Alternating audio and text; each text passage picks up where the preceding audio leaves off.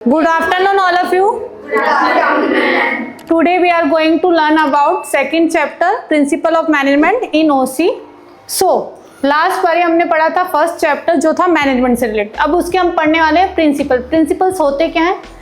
जो हमें हेल्प करने वाले मैनेजमेंट में, ठीक है, जो हमें गाइडलाइंस देंगे किस बारे में कि क्या रूल्स है, और ये नहीं है कि ये हमें हमेशा मतलब फिक्स्ड ही रहेंगे, ये फ्लेक्सिबल है अकॉर्डिंग टू द सिचुएशन, इसको हम चेंज भी कर सकते हैं.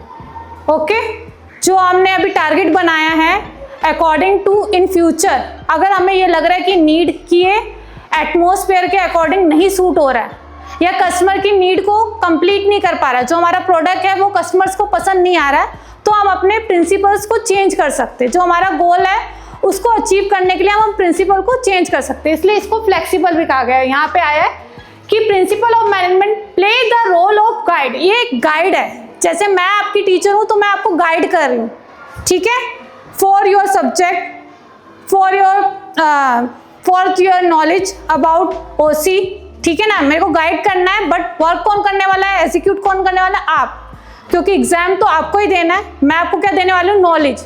वैसे ही प्रिंसिपल्स क्या है, वो एक गाइड है, ठीक है. और किसको गाइड कर रहे हैं, मैनेजर. मैनेजर्स मैंने आपको बताया जो हेड होते हैं, हर एक डिपार्टमेंट के अलग अलग मैनेजर्स हैं. प्रोडक्शन के अलग है, परचेज के अलग है, सेल्स के अलग है और एचआर के अलग है, ठीक है. तो ये मैनेजर्स को हेल्प करेंगे.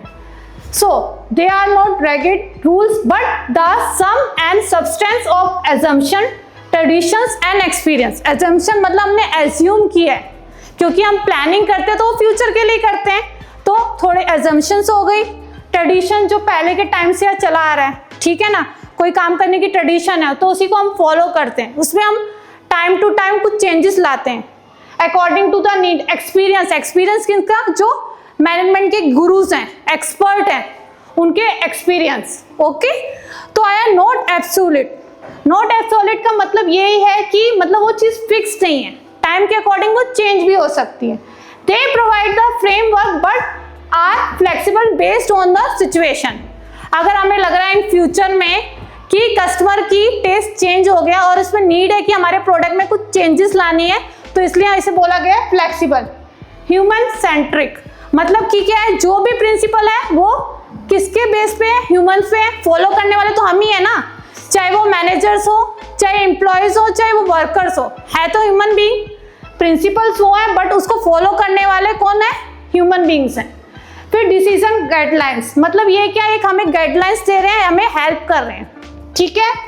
सर्व as a detail and perfect guidelines for decision making and implementation. किस में हेल्प कर रहे हैं, हमें काम को करने में, इम्प्लीटेट करने के लिए, ठीक है. एक तो हमने प्लानिंग कर लिया बट उसको एग्जीक्यूट भी तो करना है, तो ये हमें गाइडलाइंस देते हैं, ठीक है. जैसे कि ये पिक्चर में दिखाया जा रहा है. ओके, एक बॉस है और बाकी उसके एम्प्लॉयज हैं, अगर उन्होंने कुछ डिसाइड किया है तो वो साथ में हाथ शेयर कर रहे हैं कि मतलब हाँ हम इसको बात को फॉलो करेंगे, ठीक है. फिर आ रहा है इसका नेचर किस टाइप का होता है. Nature of the management principle, एक तो है यूनिवर्सल. क्यों यूनिवर्सल कहा गया है, क्योंकि हर जगह चाहिए. ये तो नहीं है सिर्फ हमें बिजनेस में चाहिए, ऑर्गेनाइजेशन में चाहिए, एजुकेशन में चाहिए, स्पोर्ट्स में चाहिए, पॉलिटिक्स में चाहिए, हर जगह चाहिए, इसलिए यहाँ पे है यूनिवर्सल. फ्लेक्सिबल क्यों है, जैसे मैंने आपको बोला कि इन फ्यूचर में सिचुएशन चेंज हो रही है. सपोज हमारा बिजनेस स्टार्टिंग में तो बहुत अच्छा चल रहा था, बट इन फ्यूचर में जाके कुछ डिफिकल्टी फेस करनी पड़े. क्यों, क्योंकि कंपटीशन बहुत हो गया मार्केट में, हमारे प्रोडक्ट के बहुत सारे कॉम्पिटिटर्स आ गए, ठीक है ना. उसके अकॉर्डिंग हमें नीड है क्या, चेंजेस लाने की, मार्केटिंग स्किल और डेवलप करने की. उसकी हम मार्केटिंग कैसे करें कि कस्टमर हमारे प्रोडक्ट को परचेज करें, या कुछ इनोवेशन लेकर आए, या हम पर्टिकुलर प्रोडक्ट सेल कर रही थी फूड में. जैसे सपोज मैं कोई ड्रिंक बनाती हूँ, जूस का हमारी ऑर्गेनाइजेशन है, तो जूस में भी हम अलग अलग वैरायटी ला सकते हैं, ठीक है ना. एक होता है मिक्स फ्रूट जूस, एक हम पर्टिकुलर ले सकते हैं लीची का जूस, मैंगो जूस, ठीक है. बहुत सारी वेराइटीज आती है, बट हम अपने प्रोडक्ट में क्या लेकर आए कि कस्टमर हमारे ही प्रोडक्ट को चूज करें. फिर आ रहा है, एक मिनट, हाँ, जर्नल गाइडलाइंस. जैसे कि मैंने बताया है कि result of the expert experience. जो हमारे मैनेजमेंट गुरुज हैं वो सब एक्सपर्ट थे, उन्होंने जो अपने टाइम पे एक्सपीरियंस किया है उसके थ्रू उन्होंने अपने व्यूज दिए हैं कि ये सिचुएशन थी तो उसमें कैसे रिवोल्यूशन लेकर आए और उसमें कैसे चेंजेस लेकर आए। जैसे डिवीजन ऑफ वर्क है, इंडस्ट्रियल रिवोल्यूशन आया था, तो उन्होंने अपने टाइम पे एक्सपीरियंस किया कि उनको क्या प्रॉब्लम फेस करनी पड़ी और उसका क्या सोल्यूशन है। ठीक है, इसलिए उन्होंने यहाँ पे बोला है expert experience. They offer the guidance of the disparate and complex problem rather than the strict rules. जब भी कोई मुसीबत प्रॉब्लम आती है तो वहाँ पे हमें एक स्ट्रिक्ट रूल्स को फॉलो नहीं करना, उसके अकॉर्डिंग हमें चेंजेस लाने चाहिए। फिर आ रहा है बेस्ड ऑन ह्यूमन बिहेवियर। क्यों बोला है बेस्ड ऑन ह्यूमन बिहेवियर? क्योंकि हमारा ही बिहेवियर है, ठीक है ना, प्रोडक्ट को बनाने वाले भी ह्यूमन बीइंग है और उसको परचेज करने वाले भी ह्यूमन बीइंग है। तो जो प्रोडक्ट है उनको पसंद आना चाहिए, ठीक है ना, उनके टेस्ट के अकॉर्डिंग होना चाहिए, उनके नीड के अकॉर्डिंग होना चाहिए, और अगर वो सेटिस्फाई होंगे तो ही हमारी सेल इंक्रीज होगी, तो ही हम उसकी अच्छी से मार्केटिंग कर सकते हैं, और सेल बढ़ेगी तो हमें ऑफकोर्स बिजनेस में प्रॉफिट होने वाला है, ठीक है ना। तो इसलिए यहाँ पे बहुत इंपॉर्टेंट रोल है ह्यूमन बिहेवियर का। जो भी हमारा प्रोडक्ट है मार्केट में, अगर कस्टमर सेटिस्फाई होंगे, उनको लगेगा कि हाँ ये मैं प्रोडक्ट ले रहा हूँ और मैं इससे हैप्पी हूँ, मेरी नीड सेटिस्फाई हो रही है, तो ही उसकी सेल इंक्रीज होगी, तो ही हमारी उसकी प्रोडक्शन हम और इंक्रीज करेंगे और वो अपने बिजनेस को और एक्सपेंड कर सकते हैं। फिर है कॉन्टीजेंसी, मतलब कि कोई डिफिकल्ट सिचुएशन है तो उसे बोलेंगे achievement of the goals depend on the applying this principle to address unavoidable situation factor, जैसे कि वेजेस, फेयर वेजेस। अब जैसे कि लेबर्स को अगर हम कम सैलरी दे रहे हैं, कम वेजेस दे रहे हैं, तो ऑफकोर्स वो वर्क नहीं करेंगे। तो जितना उनसे काम करवा रहे हैं तो उसके अकॉर्डिंग उनको सैलरी पे भी देना चाहिए, वेजेस देनी चाहिए, तो ही वो हैप्पी वर्क करेंगे। अगर एक्स्ट्रा आवर्स हम काम करवा रहे हैं तो हमें उन्हें एक्स्ट्रा पे भी करना पड़ेगा। Why are they important? क्यों है?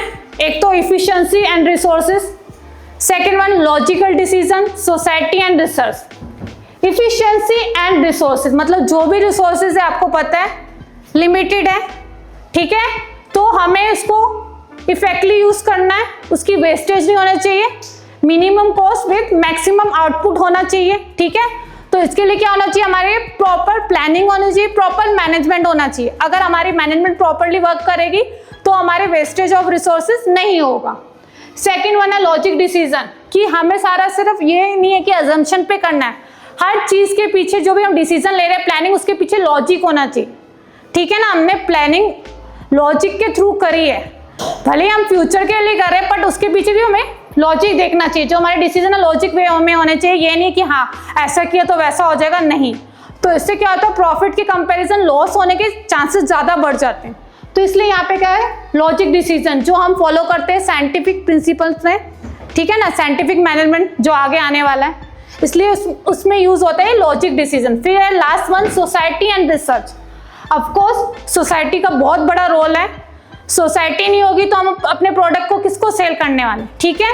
तो सोसाइटी हमारे प्रोडक्ट को पसंद करे, परचेज करे, ठीक है, और हमारे प्रोडक्ट की सेल इंक्रीज मतलब बढ़ जाए, प्रॉफिट हमें ज़्यादा हो, तो हमें टाइम टू टाइम रिसर्च भी करनी है। क्या रिसर्च करनी है? कि सोसाइटी में किस चीज़ की नीड है, किस चीज़ का प्रोडक्शन कम है, तो हम उस प्रोडक्ट को अपने मार्केट में लॉन्च करके ज़्यादा प्रॉफिट इंक्रीज कर सकते हैं, या अकॉर्डिंग टू द कस्टमर हम अपने प्रोडक्ट में कुछ न्यू इनोवेशन कर सकते हैं, तो जिससे हमारे प्रोडक्ट की डिमांड ज़्यादा बढ़ जाए और हमें प्रॉफिट ज़्यादा हो।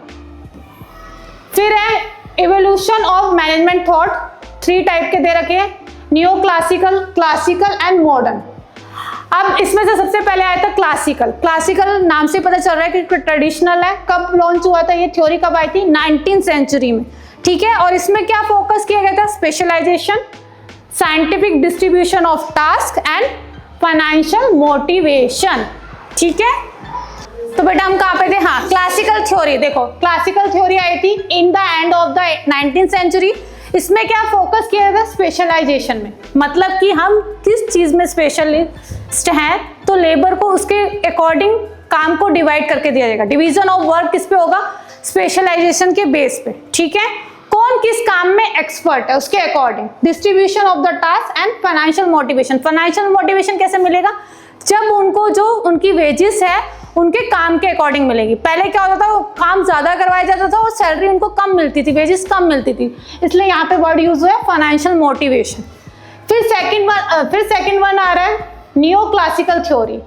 इसमें क्या हुआ, ये कब स्टार्ट हुई, अर्ली 20th सेंचुरी। इसमें क्या है, shifted focus on the human relation, behaviour approach and informal relation. Human behaviour मतलब कि हमारी क्या थिंकिंग है, ठीक है, हम ये नहीं है कि हमें सिर्फ फाइनेंशियल मोटिवेट करके हमें काम करवाया जाए, हम अपने काम से हैप्पी हैं, हमें वहाँ पे इन्वायरमेंट कैसा मिल रहा है, इन्वायरमेंट भी अच्छा होना चाहिए। इनफॉर्मल रिलेशन ये मतलब कि हम अपने सुपीरियर्स को अपने आइडियाज भी शेयर कर सकते हैं। ये तो नहीं है कि हमारे टॉप लेवल वालों ने ऑर्डर दे दिया हमें सिर्फ उसको फॉलो करना, नहीं। तो इससे क्या होता है, एक अच्छा रिलेशन क्रिएट नहीं हो पाता, तो हमारी को कुछ प्रॉब्लम होगी तो हम अपने सुपीरियर से शेयर नहीं कर पाएंगे। तो इसलिए यहाँ पे बोला गया इनफॉर्मल रिलेशन, बिहेवियर अप्रोच, कौन कैसा एम्प्लॉय है उसके साथ वैसे उसके अकॉर्डिंग बिहेव करना। कुछ लोग होते हैं जो प्यार से समझते हैं और कुछ होते हैं जो प्यार से नहीं समझते, तो उनको गुस्से से समझाना पड़ता है, डिसिप्लिन वे में, ठीक है। इसलिए यहाँ पे आ रहा है behaviour approach and informal organisation. फिर लास्ट वन है मॉडर्न थॉट। मॉडर्न थॉट कब आया था, पोस्ट 1960 में। इसमें वो क्या बोला, integration of psychology, statistics, mathematics and information technology. तो इन्होंने सब्जेक्ट पे बोल सकते कि ज़्यादा साइड ली। उन्होंने क्या बोला कि हमारी साइकोलॉजी, ह्यूमन बीइंग की साइकोलॉजी क्या है, उसके दिमाग में क्या चल रहा है, उस पर उसके अकॉर्डिंग वर्क करना, ठीक है।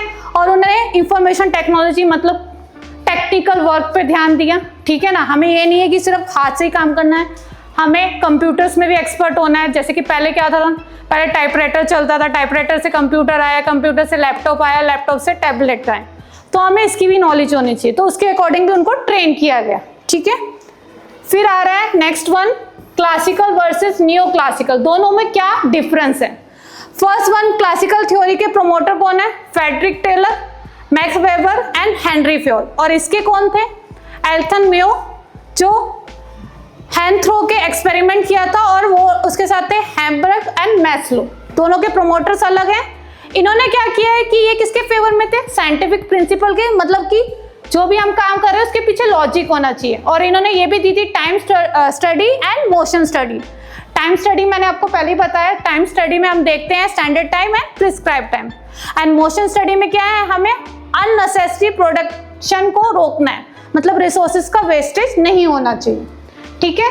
Focus on the specialisation, progressive wage system. Progressive wage system यही है जो उनको वेजेस मिल रही है उनको और इंक्रीज करके देना है अकॉर्डिंग देयर वर्क, इसलिए यहाँ पे वर्ड ज्वाइन किया गया है progressive. And define task level, कि कौन किस काम के लिए कैपेबल है उसके अकॉर्डिंग उसको टास्क दिया जाए, ठीक है। जैसे कि हमने लास्ट वन था, 3 स्टडी थी ना, फर्स्ट वन थी time, motion and last one थी वेजेस स्टडी। तो वेजेस स्टडी में मैंने आपको बताया था 2 टाइप के वर्कर्स होते हैं, एक स्लो वर्क करने वाले और एक फास्ट वर्क करने वाले।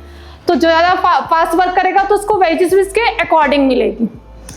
फिर है लिमिटेशन, इसकी क्या लिमिटेशन थी, ओवर एम्फेसिस था। फाइनेंशियल मोटिवेशन, ये नहीं है कि सिर्फ फाइनेंशियली मोटिवेट करके हम पैसा देके उनसे काम करवाएंगे, ये भी गलत है, तो ये लिमिटेशन में है। Neglect human approach and informal relation, ठीक है, इसमें नहीं था। और नियो क्लासिकल थ्योरी में क्या था, एमर्ज किया गया था classical limitation post industrial revolution, मतलब कि जब इंडस्ट्रियल रिवॉल्यूशन नहीं आया था उससे पहले का। Impressed behaviour approach, group behaviour, human relation and motivation.